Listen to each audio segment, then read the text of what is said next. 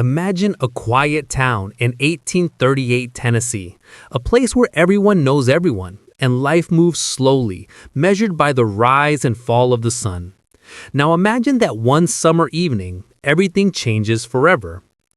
It began with a carriage appearing on the outskirts of Ashwood, a small town tucked away between rolling hills and dense forests. But this was no ordinary carriage. Its black paint gleamed under the fading sunlight, and the wheels creaked in a rhythm that sounded almost alive. Inside were 7 sisters, tall, pale, and impossibly beautiful, draped in flowing gowns that shimmered like moonlight. The townspeople stopped in their tracks. Children clutched their mother's skirts. Even the oldest residents, men and women who had seen more than their share of strange things, felt the chill crawl up their spines. The sisters didn't speak much, and when they did, their voices were soft, almost musical, but with a weight that made listeners feel uneasy. They spoke of a journey and a place they must call home, yet refused to give details of where they had come from. Even stranger, though everyone would later recall it, was the fact that none of them seemed to age. Not a line on their skin, not a hint of gray in their hair. It was as if time itself had chosen to leave them untouched. By the next morning, the sisters had rented the largest mansion in Ashwood, a sprawling estate that had been abandoned for decades. Windows were cracked, the paint peeled, and rumor said the house was cursed. Yet the sisters moved in effortlessly, carrying with them an aura that felt almost otherworldly. Neighbors reported hearing faint music late at night, soft singing that drifted through the air like a ghostly lullaby. As the days passed, curiosity turned to suspicion. Some townsfolk were fascinated, following the sisters at a distance, trying to catch a glimpse of their daily life. But the sisters never allowed anyone close. They would appear briefly in the windows, standing like statues, watching, but never engaging. It was said that even the sun seemed to hesitate when shining on them, casting their shadows longer than natural, bending reality just slightly in their presence. Whispers spread quickly. "Who are they?" people asked. "Why do they not age?" Mothers warned their children to stay away. Farmers noticed the animals refused to enter the mansion grounds, and birds avoided the trees nearby. The air around the mansion felt colder, heavier, as though the world itself was reacting to the sisters' presence. One elderly woman, Mrs. Harlan, claimed she saw something most disturbing. When she looked directly at the sisters, it was like looking into mirrors that reflected not her face, but her deepest fears. Her description was vague, but it terrified the town. Everyone began to feel that Ashwood would never be the same again.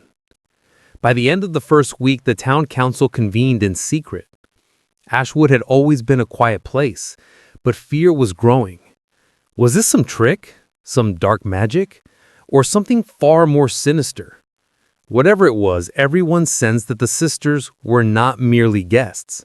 They were a force, ancient and unknowable, that had arrived for a reason the town could not yet understand. And as night fell, those brave enough to peek at the mansion reported a final, chilling detail. All 7 sisters stood together on the balcony, staring at the moon. Their eyes glowed faintly in the dark, and for a brief moment it seemed as though time itself had stopped.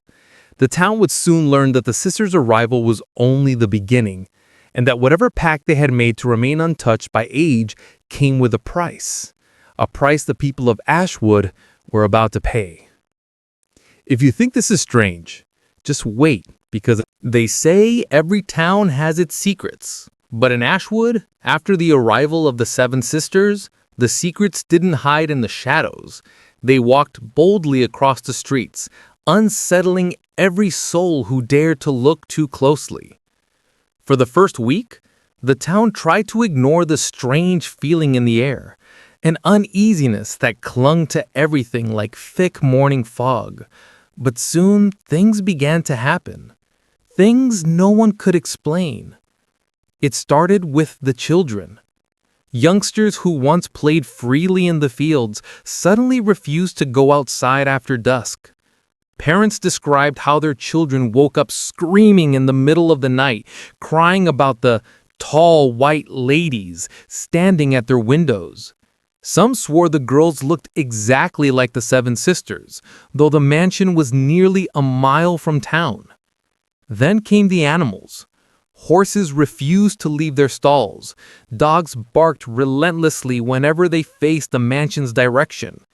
Cats arched their backs, hissing at empty corners as if they sensed something lurking just beyond human perception.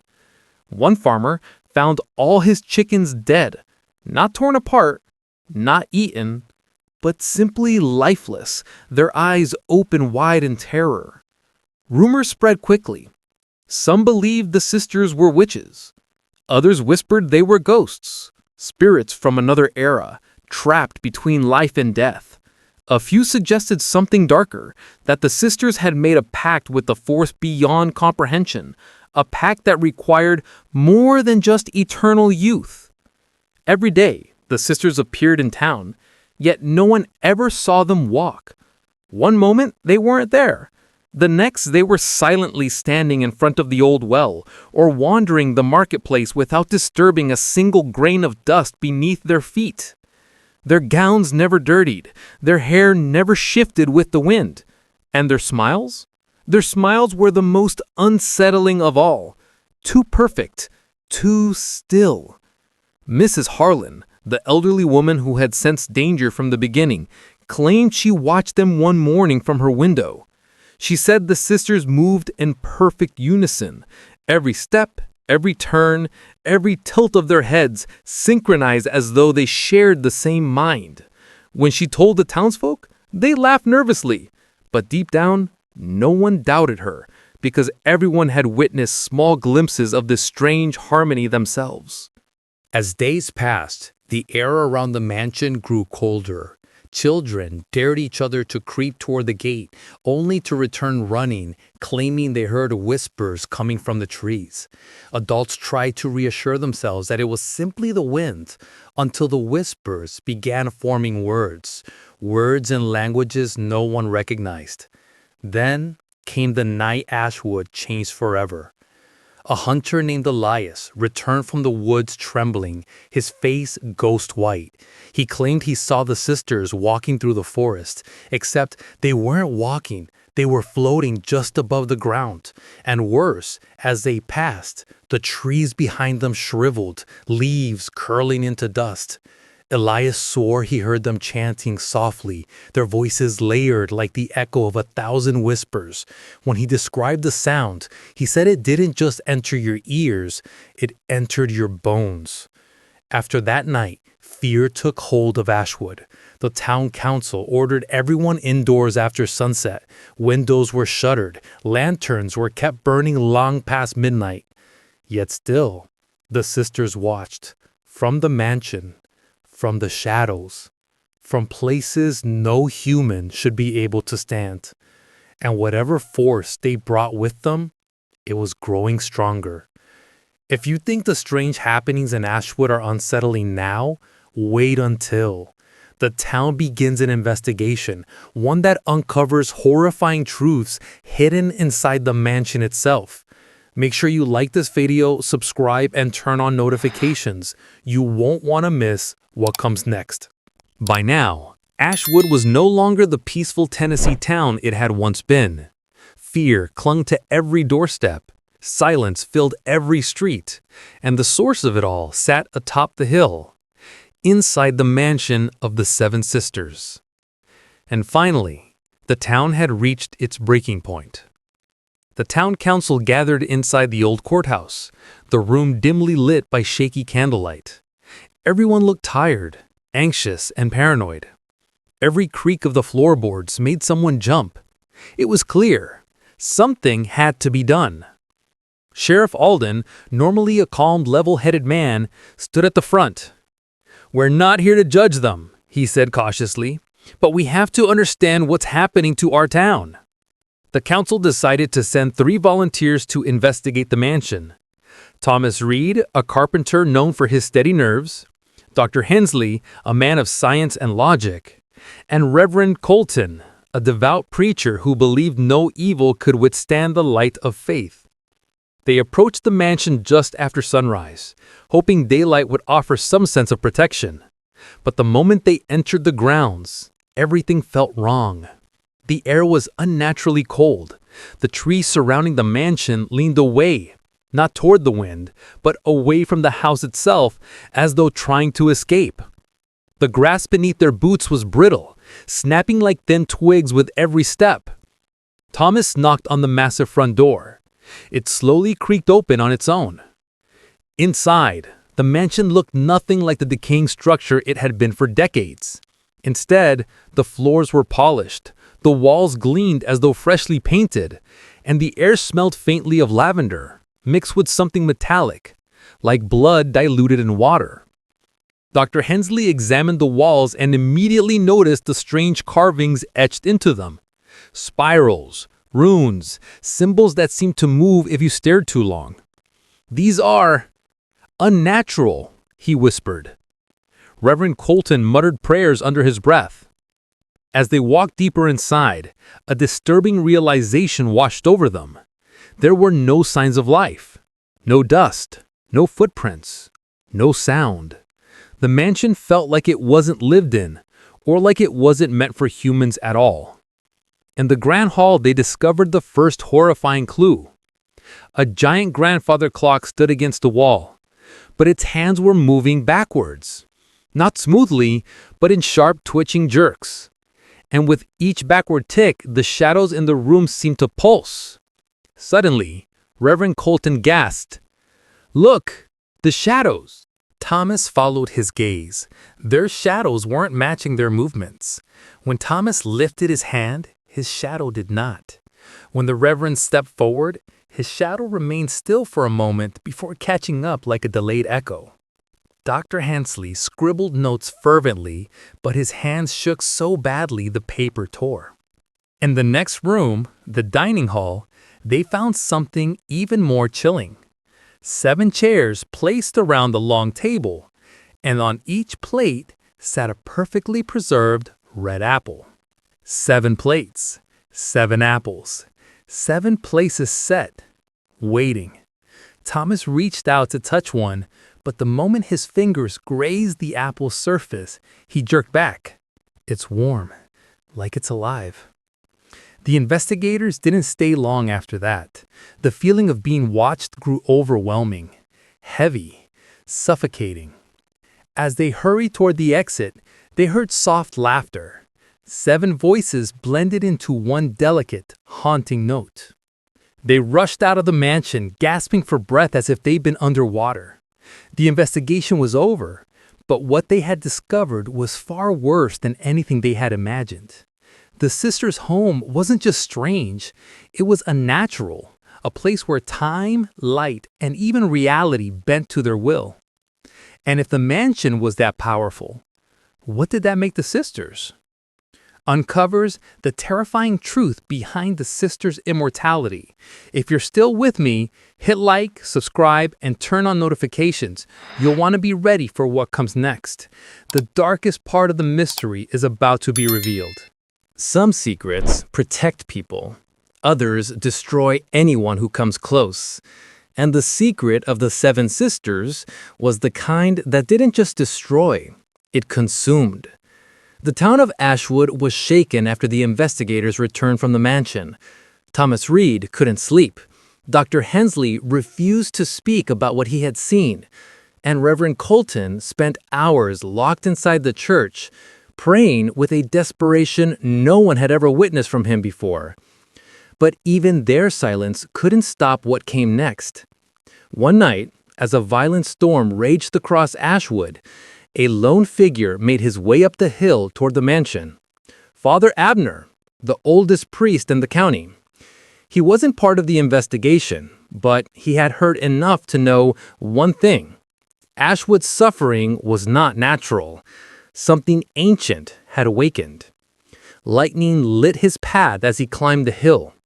Thunder roared above him like a warning. Yet he pressed on, clutching his worn Bible against the wind. When he reached the mansion doors, they swung open before he even touched them. Inside, the 7 sisters were waiting. They stood in a perfect line at the far end of the grand hall, their white gowns glowing softly in the darkness.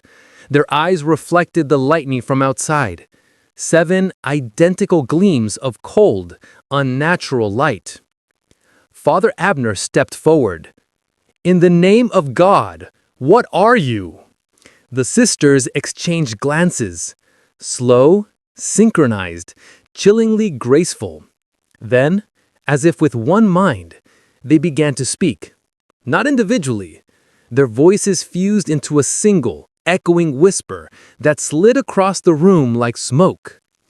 "We are what we chose to become." Their words sent a shiver down Father Abner's spine. The sisters stepped closer. Their skin seemed flawless, too flawless, ageless, like porcelain warmed by candlelight. "We were born in a time forgotten, a time when youth was fleeting and death came too early. We sought a way to escape it." Father Abner's voice trembled. "You made a pact." The sisters smiled. 7 perfect, unnatural smiles. "Yes," they whispered. "We traded our years for your towns." Father Abner's breath caught in his throat. "Our youth remains," they continued, "as long as the place we inhabit slowly withers in our stead." The priest felt the truth settle on him like a crushing weight. The sickness spreading through Ashwood, the failing crops, the dying animals, it was all payment, a tax on life itself. He raised his Bible. "You cannot take what does not belong to you." The sisters glanced at the sacred book, unfazed. "You are too late," they murmured. "The pact was sealed before your town even existed." Suddenly, the air grew suffocating. The candles around the hall flickered wildly. Shadows stretched along the walls, reaching like dark hands toward Father Abner. He tried to shout a prayer, but his voice failed him. The sisters' eyes glowed brighter, and their whisper became a haunting chorus. "Time is ours." A final flash of lightning illuminated the hall, and Father Abner was gone. No scream, no trace, nothing but the faint whisper of the storm outside, and the lingering echo of the sisters' chilling chant. When dawn came, the townsfolk noticed something strange. The church door hung open. Father Abner's Bible lay on the ground, its pages charred around the edges. And on its cover were 7 small fingerprints, perfect, pale, and ice cold. The truth was out. The 7 sisters were not just mysterious. They were cursed. And Ashwood was paying the price. If you thought this revelation was terrifying, we will show you the full extent of the sisters' curse and how the entire town begins to crumble under their power. Make sure you hit like, subscribe, and turn on notifications so you don't miss the next. The darkness is only getting deeper. Some curses destroy slowly, like a candle burning down to its last flicker. But the curse of the 7 sisters? It didn't just dim Ashwood, it swallowed the town whole. After Father Abner's disappearance, Ashwood changed almost overnight. The once bustling marketplace grew silent. Shops that had been open for generations shuttered their doors. Families who had lived there for decades began packing their belongings under the cover of darkness. They didn't wait for explanations. They didn't ask for help. They simply ran. And no one blamed them. The first sign of the town's unraveling came from the land itself. Crops that had been healthy just days earlier wilted to nothing. Leaves turned brown in the span of a single afternoon. The soil grew dry and cracked as if something beneath it had sucked all the life away. Then the animals began behaving strangely, or dying without reason. Cows refused to graze. Horses refused to move. Dogs howled at the mansion every night, their cries echoing through the hollow streets like a warning. Chickens stopped laying eggs entirely. And the birds? The birds vanished. Not a single crow, sparrow, or robin remained in the sky over Ashwood. The silence was suffocating. Inside of the homes, things grew even darker. Children whispered of nightmares so vivid they felt real. Nightmares of 7 pale faces hovering over their beds. nightmares of whispers that crawled into their ears like cold fingers. Some woke up with bruises shaped like fingerprints, 7 small marks, perfectly aligned. Adults weren't spared either. Many began to lose sleep, pacing their homes until sunrise. They heard footsteps in their attics, whispers in their walls, and gentle tapping on their windows, even when no one was outside. It was as if the sisters were everywhere, watching, waiting, feeding. The mansion itself became a beacon of dread. At night, strange lights flicker through its windows, soft glowing orbs drifting like spirits through the halls. Sometimes the sisters appeared on the balcony, staring down at the town with their eerily identical expressions. Their smiles never changed. Their faces never aged. Their eyes never blinked. Those who dared to look at them for too long felt dizzy, as though time itself was slipping away. The worst incident happened to the Miller family. One night, neighbors heard horrifying screams coming from their home. When Sheriff Alden and a few brave men rushed inside, they found the Millers huddled in a corner, trembling uncontrollably. Every candle in the house had gone out. Every mirror had shattered, and carved into the walls, deep, jagged, almost claw-like, were 7 symbols matching those found inside the mansion. When asked what happened, Mrs. Miller could only repeat one sentence over and over. "They walked through the walls. They walked through the walls." After that night, more families fled. Those who stayed barricaded their homes, praying they wouldn't be the next target. Reverend Colton attempted one final sermon to bring hope back to the town, but only 5 people showed up. And halfway through his message, he collapsed at the pulpit, muttering something no one could understand. "They're draining us! They're draining us!" By November, Ashwood was barely recognizable. Houses abandoned, streets empty. Lanterns left burning through the night because no one dared let the dark take hold. Yet through all the chaos, the sisters seemed untouched by the fear they created. They still wandered the hills at dusk, silhouettes gliding gracefully like phantoms. Their voices, if you listen closely, could be heard echoing through the valley, humming an ancient, haunting melody. The town hadn't just fallen into despair. It had been consumed. And the sisters, they were growing stronger. Ashwood may be buying, but the story isn't over. In part 2, the final truth behind the 7 sisters and the fate of the mansion on the hill will be revealed. If you want to know how this nightmare ends, hit like, subscribe, and turn on notifications. The darkness is still to come. Every story has an ending, but some endings don't bring peace. Some endings linger, echoing through time long after the final chapter is told. And the tale of the 7 sisters is one of those stories. By the winter of 1839, Ashwood was nearly gone. Homes stood abandoned, doors left swinging in the wind. The once lively church sat hollow, its pews covered in dust. Only a handful of people remained, those too stubborn, too frightened, or too hopeless to leave. Snow blanketed the dead fields, yet the land beneath remained strangely warm, as if something pulsed beneath the surface, something alive. Sheriff Alden was one of the last to go. Before he left town for good, he made one final attempt to confront the sisters. He climbed the hill alone, clutching a lantern that flickered wildly with each gust of icy wind. The mansion loomed above him, untouched by age, untouched by weather, untouched by reality itself. Its windows glowed faintly, as if lit from within by pale moonlight, even though no moon shone that night. When Alden stepped through the front doors, he found the sisters waiting in the grand hall.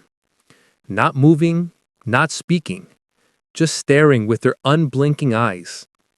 He swallowed his fear. I am the last sheriff of Ashwood, and I need to know why here? Why us? The sisters tilted their heads simultaneously, their movement as precise as clockwork. Finally, their voices, still fused into one harmonious whisper, filled the room. Because this place was empty long before we arrived. Alden frowned. Empty? What do you mean? The sister stepped forward.